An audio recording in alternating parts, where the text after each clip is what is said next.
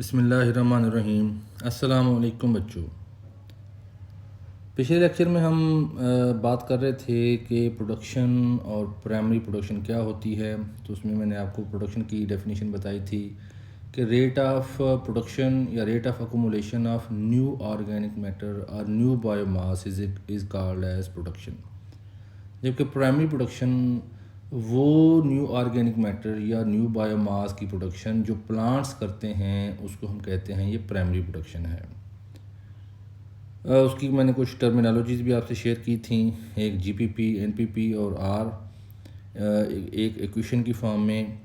इसमें जीपीपी यानी कि ग्रास प्राइमरी प्रोडक्टिविटी, हम उस प्रोडक्टिविटी को कहते हैं जो प्लांट्स फोटोसिंथेसिस के प्रोसेस में टोटल जो ऑर्गेनिक मैटर प्रोड्यूस करते हैं उसको हम कहते हैं ये ग्रास प्राइमरी प्रोडक्टिविटी या जीपीपी है।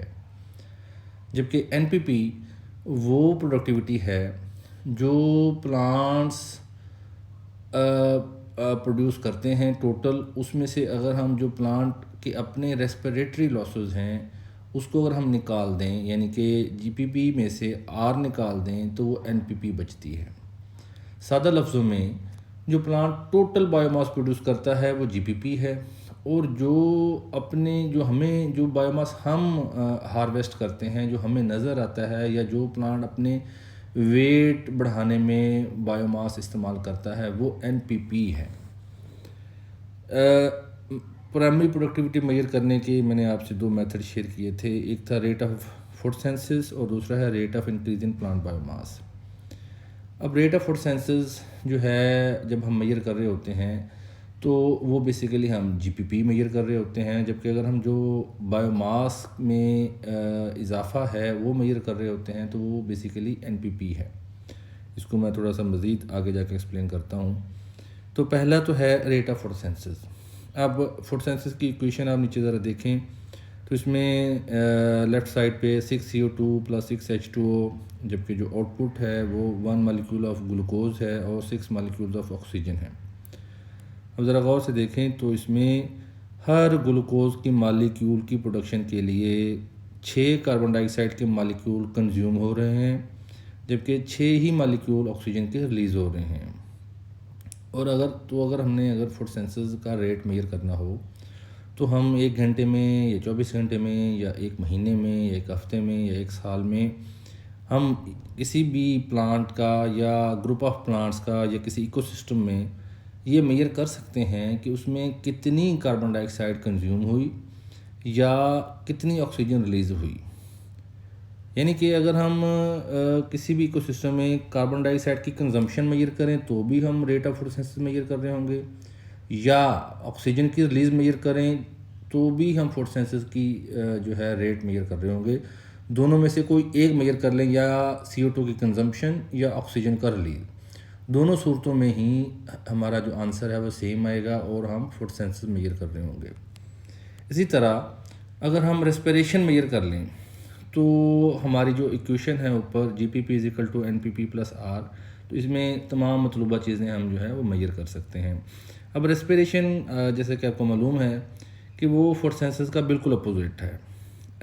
रेस्पिरेशन में एक ग्लूकोज का मॉलिक्यूल जो है उसके ब्रेकडाउन के लिए 6 ऑक्सीजन के मॉलिक्यूल लगते हैं, और उसमें 6 कार्बन डाइऑक्साइड रिलीज़ होगी और 6 पानी के मॉलिक्यूल रिलीज़ होंगे। अब रेस्पिरेशन में ऑक्सीजन कंज्यूम होती है और कार्बन डाइऑक्साइड रिलीज़ होती है, बिल्कुल अपोजिट है फोटोसिंथेसिस के प्रोसेस का। तो अगर हमने इसी फोटोसिंथेसिस मेजर करनी हो, या तो हम CO2 की कंजम्पशन मेजर कर लें या ऑक्सीजन का रिलीज़ मेजर कर लें। जबकि अगर हमने रेस्पिरेशन मेजर करनी हो तो उसमें या तो हम ऑक्सीजन कितनी कंज्यूम हो रही है या CO2 कितनी रिलीज़ हो रही है मेजर कर लें, तो हम रेस्पिरेशन जो है वो उसका रेट मेजर कर सकते हैं। यहाँ आपको एक छोटा सा एक्सपेरिमेंट के ज़रिए मैं इसको मज़ीद एक्सप्लेन करता हूँ। हमने शुरू में पहले लेक्चर में ये पढ़ा था कि एक जो इकोसिस्टम्स हैं वो दो तरह के होते हैं। कुछ इकोसिस्टम्स एक्वेटिक हैं और कुछ इकोसिस्टम्स जो हैं वो टेरेस्ट्रियल हैं। अब जो एक्वेटिक इकोसिस्टम हैं वो इकोसिस्टम्स हैं जो कि जिनमें जो लाइफ है वो पानी के अंदर है, जैसे ओशियंस हैं या नदी नाले हैं या रिवर्स हैं। तो ओशियंस या पानी वाले जो एक्वेटिक इकोसिस्टम है वहाँ पे प्राइमरी प्रोडक्टिविटी मेजर करना बहुत इजी है। वो इस मेथड के ज़रिए जो हम यहाँ पे देख रहे हैं, लाइट डार्क बॉटल मेथड। अब जो समंदर है या कोई भी वाटर बॉडी है वहाँ पे जो प्राइमरी प्रोडक्टिविटी होती है वो मोस्टली जो यूनिसेलुलर प्लांट्स होते हैं पानी के अंदर वो करते हैं, जिसको हम एल्गी या एल्गी बोलते हैं। ये एल्गी जो है ये फोटोसिंथेसिस करती है और प्राइमरी प्रोडक्टिविटी जो है वो करती है। तो इस एक्सपेरिमेंट के लिए करना ये है कि नॉर्मली आप किसी भी जो वाटर बॉडी है उसमें से थोड़ा सा 1-2 फुट नीचे जाके थोड़ा सा पानी जो है 2-4 लीटर कलेक्ट करें। अब जो पानी कलेक्ट करेंगे उसके अंदर यूनिसेलुलर एल्गी भी होगी और उसमें कोई छोटे छोटे सिंगल सेलुलर या छोटे छोटे जो ऑर्गेनिज्म हैं जिनको हम ज़ूओप्लैंक्टन्स बोलते हैं वो भी होंगे। तो वो इजीली आप जो भी उसमें फोटोसिंथेसिस हो रही होगी या रेस्पिरेशन हो रही होगी हम उसको इजीली मेजर कर सकते हैं। पानी लेने के बाद आपने उसमें उसकी सबसे पहले जो है ऑक्सीजन उसके अंदर उस पानी के अंदर कितनी उसके अंदर मौजूद है वो अपने मेजर कर लेनी है। अब इस मेथड में हम फोटोसिंथेसिस या रेस्पिरेशन बेसिकली ऑक्सीजन की बुनियाद पर मेजर करेंगे कि कितनी ऑक्सीजन कंज्यूम हुई और कितनी ऑक्सीजन जो है वो रिलीज़ हुई। सैंपल लेने के बाद आपने 2 बॉटल ले लेनी हैं। एक बॉटल शीशे की बॉटल होंगी, एक बॉटल को आपने कुछ नहीं कहना, दूसरी बॉटल को आपने किसी डार्क कलर के साथ या किसी डार्क पेपर के साथ आपने उसको कवर अप कर देना है ताकि उसमें से लाइट पास ना हो सके। अब दोनों बॉटल्स में आपने ऑक्सीजन मेजर कर लेनी है, क्योंकि दोनों में इनिशियल आपका वाटर सैंपल सेम जगह से है, सेम पानी आप उसमें डालेंगे किसी ओशियन का, समंदर का या किसी नदी नाले का, तो दोनों में ऑक्सीजन का लेवल सेम होगा। 1-1 लीटर दोनों में आपने पानी डाल देना है। उसके बाद आपने उसको किसी कॉर्क के साथ आपने उसको बंद कर देना है ताकि जो आउटर एटमॉस्फेयर है उसके साथ जो गैसेस हैं उसका एक्सचेंज ना हो। जब दोनों बॉटल्स पानी और कॉर्क के साथ रेडी हो जाएं तो आपने उनको किसी रस्सी के साथ बांध के 1-2 फीट नीचे जहाँ से आपने वाटर सैंपल लिया था उतनी ही डेप्थ में जाके आपने उनको 1 घंटे के लिए आपने उसको लटका देना है। अब क्या केमिकल रिएक्शन होगा दोनों बॉटल्स में? जो लाइट बॉटल है, लाइट का मतलब है कि वो ट्रांसपेरेंट है, आपने उसमें कोई कवर अप नहीं किया, उसमें से लाइट पास हो सकेगी और उसमें जो एल्गी होगी वो इजीली फोटोसिंथेसिस कर सकेगी। जबकि जो डार्क बॉटल है उसको क्योंकि आपने कवर अप कर दिया है डार्क पेपर के साथ तो उसमें फोटोसिंथेसिस का प्रोसेस तो ज़ीरो हो जाएगा, जबकि रेस्पिरेशन चलती रहेगी। क्योंकि रेस्पिरेशन जैसे पौधे हैं हमारे, वो दिन के वक्त फोटोसिंथेसिस करते हैं तो रेस्पिरेशन भी कर रहे होते हैं, जबकि रात को फोटोसिंथेसिस का प्रोसेस बंद हो जाता है, जबकि सिर्फ रेस्पिरेशन का प्रोसेस जो है वो चलता ही रहता है। तो इसलिए जो लाइट बॉटल है उसमें फोटोसिंथेसिस भी हो रही होगी और उसमें रेस्पिरेशन भी हो रही होगी, जबकि जो डार्क बॉटल है उसमें सिर्फ और सिर्फ रेस्पिरेशन होगी। तो अब हम देखते हैं कि 1 घंटे के बाद ये जो एग्जांपल दी गई है इसमें उन्होंने जो इनिशियल वैल्यू थी वो थी 8 मिलीग्राम ऑक्सीजन पर लीटर, यानी कि जो एक्सपेरिमेंट शुरू करने से पहले उस पानी के अंदर 1 लीटर में 8 मिलीग्राम ऑक्सीजन के मॉलिक्यूल थे। 1 घंटा गुजरने के बाद जो लाइट बॉटल की उन्होंने ऑक्सीजन टाइट्रेशन के मेथड के ज़रिए मेजर की तो वो 10 मिलीग्राम ऑक्सीजन पर लीटर थी, जबकि जो डार्क बॉटल थी उसमें 5 मिलीग्राम ऑक्सीजन पर लीटर थी। तो अब इसका क्या मतलब हुआ कि लाइट बॉटल में 2 एक्स्ट्रा मिलीग्राम ऑक्सीजन के आगे वो कहाँ से आए? यकीनी तौर पे क्योंकि उसमें लाइट गुजर सकती थी तो फोटोसिंथेसिस का प्रोसेस हो रहा होगा। जैसे अभी पिछले स्लाइड पे आपने इक्वेशन देखी थी कि फोटोसिंथेसिस के प्रोसेस में ऑक्सीजन प्रोड्यूस होती है, तो यकीनी तौर पे जो 2 एक्स्ट्रा मिलीग्राम्स हैं ऑक्सीजन के वो फोटोसिंथेसिस के प्रोसेस के ज़रिए आए होंगे। जबकि जो डार्क बॉटल है उसमें 3 मिलीग्राम ऑक्सीजन के मॉलिक्यूल्स जो हैं वो कम हो गए। डेफिनेटली क्योंकि इस बॉटल में फोटोसिंथेसिस नहीं हो रही थी, जबकि सिर्फ रेस्पिरेशन हो रही थी। तो इस बॉटल में 3 मिलीग्राम ऑक्सीजन के मालिक्यूल रेस्पिरेशन के प्रोसेस में कंज्यूम हो गए। जैसा कि मैंने आपको अभी बताया कि चाहे लाइट बॉटल हो चाहे डार्क बॉटल हो, रेस्पिरेशन का प्रोसेस दोनों में ही चलेगा। ठीक है, तो इसका मतलब ये हुआ कि अगर डार्क बॉटल में 3 मिलीग्राम ऑक्सीजन कंज्यूम हुई है तो लाइट बॉटल में भी 3 मिलीग्राम ऑक्सीजन कंज्यूम हुई है। ठीक है, तो जबकि जो नेट इंक्रीज़ है 8 जो इनिशियल हमारा लेवल था वो 2 मिलीग्राम की थी। ठीक है, तो यहाँ से हम ये अगर हम जो हमारी इक्वेशन थी GPP is minus R is equal to NPP, उसमें अगर हम चीज़ों को फिट करें तो जो लाइट बॉटल थी उसमें टोटल 5 मिलीग्राम की फोटोसिंथेसिस हुई।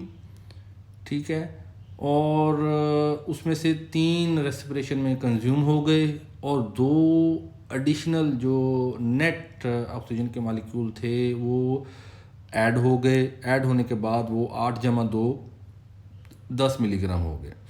ठीक है, जबकि डार्क बॉटल में 3 कंज्यूम हो गए तो जो है उसके बाकी जो है वो 5 बच गए। तो यहाँ पे हमारी GPP की वैल्यू आएगी 5 मिलीग्राम, जबकि रेस्पिरेशन हमारी 3 मिलीग्राम आएगी और NPP जो है वो हमारी 2 मिलीग्राम आएगी। इस इक्वेशन को जो है आप इस एग्जांपल को ज़रा फिर दोबारा गौर से देखें। तो लेक्चर के बाद मैं एक और एग्जांपल आप लोगों के साथ शेयर करूंगा इसी तरह की, तो उसमें आपने फिर मुझे कैलकुलेशन करके बतानी है कि कितनी GPP और कितनी रेस्पिरेशन और कितनी NPP हुई है। अच्छा, ये तो हो गया फोटोसिंथेसिस मेजर करने का कि अगर आप एक्वेटिक इकोसिस्टम में या पानी की वाटर बॉडी में आप जब जो है NPP या GPP मेजर करते हैं तो उसमें आप सिंपली एक सैंपल लेके पानी का तो आप उसमें NPP मेजर कर सकते हैं। अब जो समंदर है उसका टोटल कोई एक समंदर है या दरिया है या नदी नाला है तो उसका रकबा निकाल के आप टोटल पानी मेजर कर सकते हैं कि इसके अंदर टोटल कितने मिलियन लीटर पानी है या बिलियन लीटर पानी है। तो आप मुख्तलिफ़ जगह से सैंपल लेके, ठीक है, तो आप उसका कह लें कि पर यूनिट लीटर और पर आवर आप मेजर कर सकते हैं कि NPP कितनी हुई। उसको फिर आप मल्टीप्लाई करेंगे टोटल अमाउंट ऑफ वाटर के साथ तो आपके पास आ जाएगी कि टोटल NPP कितनी हुई 1 घंटे के अंदर। उसको अगर आप फिर 24 घंटों में कन्वर्ट कर सकते हैं, उसको आप हफ्ते में कन्वर्ट कर लें, ये पूरे साल के अंदर। मतलब ये है कि इस प्रोसेस के ज़रिए, इस सिंपल एक मेथड के ज़रिए आप पूरा समंदर में कितनी NPP हो रही है उसको आप इजीली मेजर कर सकते हैं कि टोटल कितना बायोमास हर साल एलगी प्रोड्यूस करती है। ठीक है, उससे आपको पता चल जाएगा कितना बायोमास प्रोड्यूस हुआ, तो मछलियों को कितना बायोमास अवेलेबल था, फिर छोटी मछलियों को जो टोटल कितना बायोमास था जो कि बड़ी मछलियों के लिए अवेलेबल था।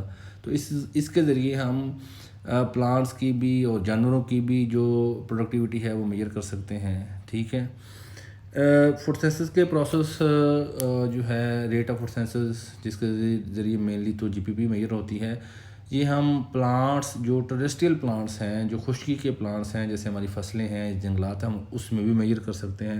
लेकिन उसमें क्योंकि थोड़ा सा प्रोसेस डिफ़िकल्ट होता है क्योंकि जो हमारे प्लांट्स हैं वो कॉन्स्टेंटली एटमॉस्फेयर के साथ कार्बन डाइऑक्साइड और ऑक्सीजन जो है कंटिन्यूसली एक्सचेंज कर रहे होते हैं। तो उसके लिए जैसे ये एग्जांपल है कि इसमें जो है आप देख रहे हैं कि वो प्लांट्स के ऊपर जो है शापर या उसको एक कवर किया हुआ है ताकि जो इंटरनल एटमॉस्फेयर है प्लांट्स का वो उसकी जो गैसेस जो भी गैसेस हैं वो एक्सटर्नल एनवायरनमेंट के साथ एक्सचेंज ना हो। तो इसके ज़रिए भी आप मीटर वगैरह लगा के आप मेजर कर सकते हैं कि टोटल गैसेस का एक्सचेंज कितना है, जहाँ से फिर आप टोटल GPP जो है वो मेजर कर सकते हैं। तो इंशाल्लाह नेक्स्ट लेक्चर में हम पढ़ेंगे कि जो रेट ऑफ बायोमास है जिसके ज़रिए हम NPP मेजर करते हैं तो वो कैसे मेजर करते हैं इंशाल्लाह अगली स्लाइड में। अल्लाह हाफिज़।